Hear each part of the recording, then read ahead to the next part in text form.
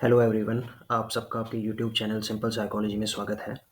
आज हम Atkinson and Shiffrin model of memory को आसान शब्दों में समझेंगे। तो स्टार्ट करते हैं कि Atkinson and Shiffrin model of memory है क्या। ये एक इंफॉर्मेशन प्रोसेसिंग मॉडल है जिसे मल्टी स्टोर मॉडल भी बोला जाता है, जिसको 1968 में रिचर्ड एटकिंसन और रिचर्ड शेफरिन ने प्रपोज किया था। According to this information processing model, memory एक लीनियर सीक्वेंस में स्टोर होती है और जो तीन मेन स्टोर है वो है sensory memory, short term memory और long term memory. So according to this model of memory, हम सारी इंफॉर्मेशन हमारे इन्वायरमेंट से रिसीव करते हैं थ्रू सेंसरी रिसेप्टर्स, जो कि हमारी सेंसरी मेमोरी में स्टोर हो जाती है। एंड तीन मेन टाइप है सेंसरी मेमोरीज के, जो है आइकॉनिक मेमोरी, जो हम विजुअली रिसीव करते हैं। सेकंड है इकोइक मेमोरी, जो इंफॉर्मेशन जो हम थ्रू लिसनिंग रिसीव करते हैं। और थर्ड है हैप्टिक मेमोरी, जो हम रिसीव करते हैं थ्रू समवन्स टच। सो जो हम इंफॉर्मेशन लेते हैं सेंसरी रिसेप्टर से, वो स्टोर होती है सेंसरी मेमोरी में, जिसको अगर अटेंशन दी जाए तो it is transfer to the short term memory.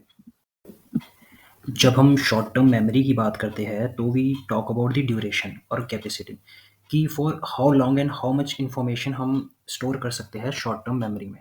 तो बेसिकली 20 से 30 सेकंड के लिए information is stored in the short term memory.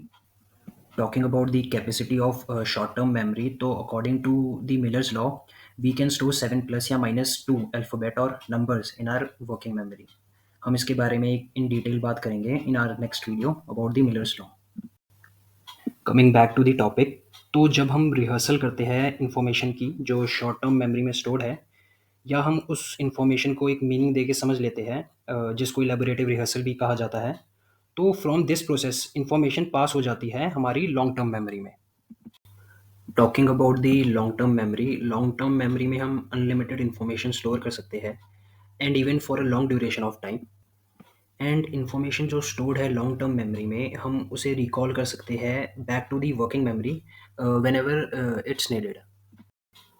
By this, it comes an end to this topic on the multi-store model of the memory. Hope you liked this video. For more educational video, don't forget to like, share, subscribe our YouTube channel, Simple Psychology.